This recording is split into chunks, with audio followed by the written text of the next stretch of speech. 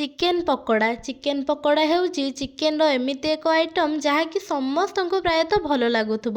ତ ସେଇଥିପାଇଁ ଚାଲନ୍ତୁ ପ୍ରଥମେ ମସଲା ପ୍ରସ୍ତୁତ କରିବା। ତ ସେଥିପାଇଁ ଅଦା, ରସୁଣ, ପିଆଜ, କଞ୍ଚା ଲଙ୍କା ଆଉ ଏବେ ଯେହେତୁ ଶୀତ ଦିନ ପ୍ରଚୁର ମାତ୍ରାରେ ଧନିଆ ପତ୍ର ମିଳୁଛି, ତ ଧନିଆ ପତ୍ରକୁ ଭଲ ଭାବରେ ଛେଚିକି ଗୋଟେ ମସଲା ରେଡ଼ି କରିକି ରଖିଦେବା।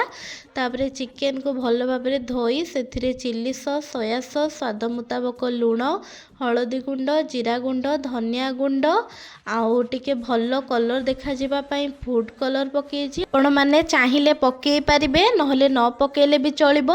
ତାପରେ ସେଥିରେ ଛେଚା ମସଲା ଆଉ କର୍ଣ୍ଣଫ୍ଲୋର ଆଉ ସୋରିଷ ତେଲ ପକେଇବା।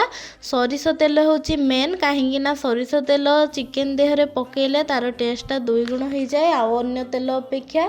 ତାପରେ ତାକୁ ଭଲ ଭାବରେ ଚକଟି ମ୍ୟାରିନେଟ୍ କରିକି 2-3 ଘଣ୍ଟା ଛାଡ଼ିଦେବା। ତାପରେ କଡ଼େଇରେ ତେଲ ଗରମ କରିକି ତାକୁ ଭଲ ଭାବରେ ଗୋଟେ ଗୋଟେ ପକେଇକି ତାକୁ ଭଲ ଭାବରେ ଲୋ ଫ୍ଲେମ୍ରେ ଛାଣିବେ।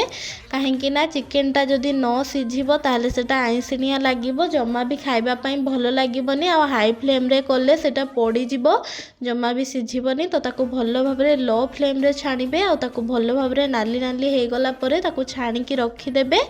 ଏବେ ଆମର ରେଡ଼ି ହେଇଗଲା ଚିକେନ ପକୋଡ଼ା। ତ ଏଇଠି ତ ଟେଷ୍ଟ କରିକି ରିଭ୍ୟୁ ଦେବା ପାଇଁ କେହି ବି ନାହାନ୍ତି, ତ ମୁଁ ମୋର ନିଜେ ବନେଇକି ନିଜେ ଟେଷ୍ଟ କରିକି ନିଜକୁ ନିଜେ ରିଭ୍ୟୁ ଦେଇଦେଉଛି।